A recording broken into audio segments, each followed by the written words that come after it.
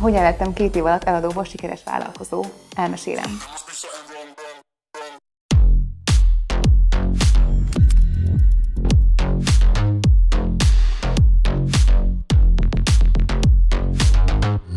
Hét éve dolgozom a szépségiparban. Sminkes, műszempillaépítő, szempilla, szemöldök stylist és szépségtanácsadó végzettségekkel rendelkezem.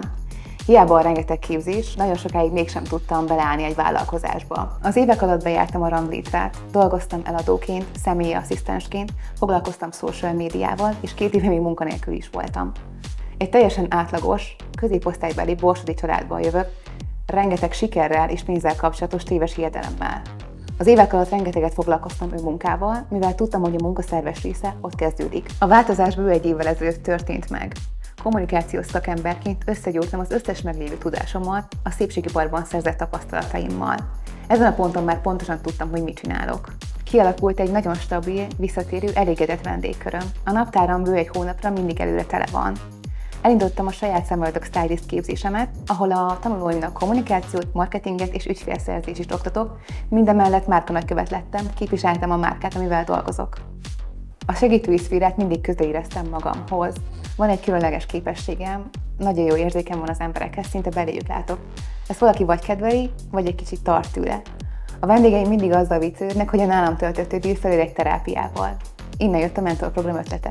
A mentorprogramot azoknak a szépségiparban dolgozó vállalkozóknak, de egyébként bármilyen vállalkozónak hoztam létre, akik hasonló akadályokkal küzdködnek, mint amikkel nekem is kellett küzdködnöm. Szeretnék nekik adni egy külső iránymutatást, egy segítséget, egy holisztikusabb elméletet, hogy sokkal gyorsabban elérjék a kitűzött céljaikat. Ez a program egy aranykézikönyv, egy kisokos, amivel minden tudásomat beletettem, ami eljutatott engem erre a pontra.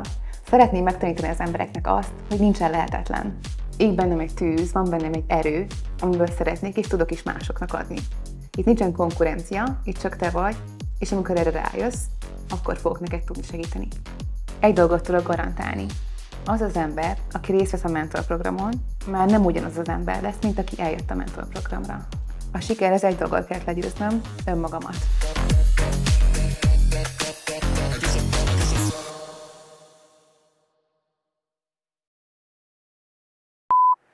Hogyan lettem 2 év alatt eladóból sikeres vállalkozó? Elmesélem.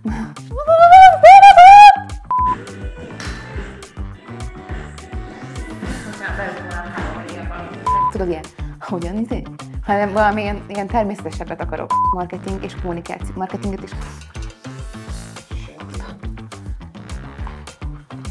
És amikor erre rájössz, akkor fogok tudni neked segíteni én. De miért tettem azt, mint a végére megint? Egy dolgot biztos, ezt nem elbeszem, nem.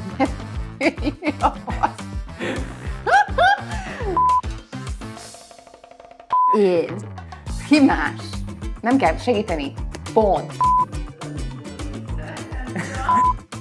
Ugye ezt eddig nem vetted fel? Úristen, sajnálom. Ez kuka.